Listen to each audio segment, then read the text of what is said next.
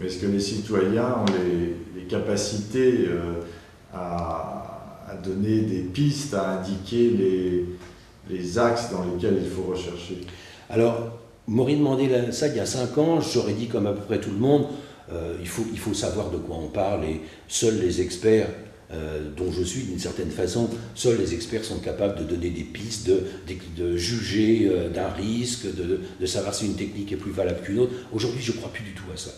Je ne crois pas qu'il faut mettre les experts à la poubelle, je crois qu'il faut les mettre en position d'experts, c'est-à-dire en spécialistes de presque rien, mais ils sont quand même les spécialistes de ce presque rien, il faut les poser les uns à côté des autres, mais il faut à côté quelqu'un qui donne du sens. Alors ça peut être des universitaires professionnels, dans les sciences humaines, il y a des gens dont c'est le métier de travailler sur l'histoire des sciences, sur la sociologie, sur la psychanalyse, il y a plein de choses qui sont indispensables. Mais moi, ce que j'ai appris par l'expérience, c'est que des citoyens lambda, pourvu qu'ils soient motivés, sont capables d'en arriver là à l'issue d'une formation. Et ça, c'est un processus dont je vais dire un mot quand même, qu'on appelle les conférences de citoyens, et qui consiste à prendre un échantillon de population, de gens qui sont naïfs, qui connaissent rien sur le sujet qu'on va expertiser, mais qui sont d'accord pour consacrer 3 ou 4 week-ends pour s'instruire, et pour à la fin rendre un avis. Alors on les forme de façon la plus objective possible, c'est-à-dire on fait intervenir comme formateurs des gens qui ont une opinion et des gens qui ont l'opinion contraire. Donc les citoyens écoutent tout ça, assument tout ça, les week-ends sont espacés pour qu'ils aient le temps de réfléchir un peu chez eux, et à la fin c'est eux qui convoquent la conférence de citoyens elle-même, c'est-à-dire cette réunion où c'est les citoyens qui dirigent. Donc cette quinzaine de personnes convoquent des individus qu'on ne leur avait pas proposés pour leur poser des questions. Alors ça peut être des politiques, des universitaires, des syndicalistes, des industriels, des banquiers, n'importe quoi. Ils les convoquent et ils leur posent des questions. Et à la fin de cette journée-là, de cette dernière journée, ils rédigent un avis après avoir discuté largement entre eux.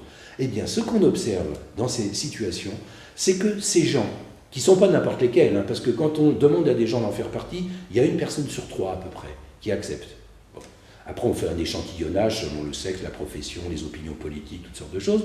On arrive à une quinzaine de personnes, et ces gens-là se comportent de façon qui stupéfait les experts, par exemple. Ils leur posent des questions tout à fait pertinentes qu'on ne leur avait jamais posées. Parce qu'ils ont étudié les dossiers, mais avec un certain recul.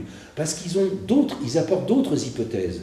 Ils apportent des projections sur l'avenir. Parce qu'ils sont mis en situation de responsabilité. Eux-mêmes l'ont revendiqué quand on leur a proposé d'être là. Et ils assument ça beaucoup plus sérieusement que n'importe qui, parce que ce n'est pas leur métier.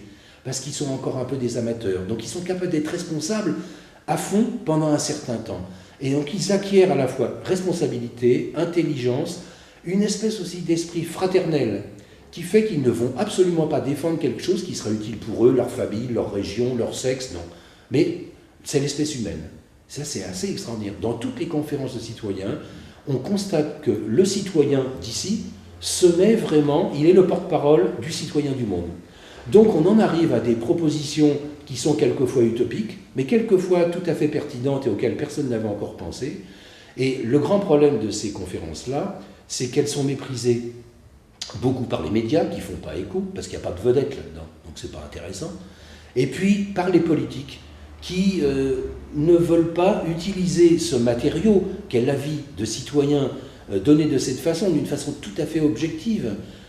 Ils ne veulent pas utiliser ça pour en faire une analyse critique, pour dire on est d'accord avec ça, on n'est pas d'accord avec ça, le dire officiellement dans la transparence et prendre ainsi un engagement, ce qui est leur rôle, c'est pour ça qu'on les a élus. Moi je ne demande pas que la conférence citoyenne fasse la loi directement, mais qu'elle produise des éléments qui ne sont pas ceux des lobbies de la recherche et de l'industrie, mais des éléments des citoyens, tout simplement, c'est-à-dire des gens qui vont vivre les impacts de ces technologies, que les politiques s'en emparent et qu'avec ça, ils fabriquent de la loi, du règlement, de façon tout à fait transparente.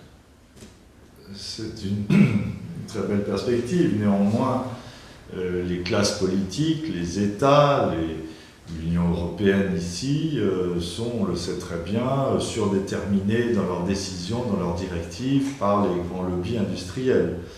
Donc, est-ce que ces avis locaux, ces travaux spécifiques sont en mesure de modifier radicalement la politique de la science? Aujourd'hui, bien évidemment, c'est non. Mais je pense que s'ouvre là une nouvelle ère. C'est-à-dire que c'est un peu étrange de dire ça, mais à partir du moment où la science nous a amené à la technoscience et donc à ces dangers qu'on connaît depuis une trentaine d'années dans le domaine de la santé et de l'environnement, ça a été l'occasion d'inventer des parades, c'est-à-dire des procédures démocratiques pour essayer de pallier à cette machine infernale qui se développe toute seule selon ses propres intérêts, et par exemple les conférences de citoyens. Alors, c'est bien évident que tout ça, ça ne va pas dans le sens des industriels, mais je crois qu'il va falloir avoir le courage politique d'aller jusqu'au bout. Quand j'entends des chefs de gouvernement, comme d'une autre par exemple, des chefs d'État, nous dire il y a le feu, la maison brûle, tout ça, faire des discours par exemple sur les OGM en disant il faut être très prudent, et de l'autre côté envoyer un ministre à Bruxelles pour qu'il donne l'autorisation sur des OGM, on se fout de nous, on est manipulé complètement.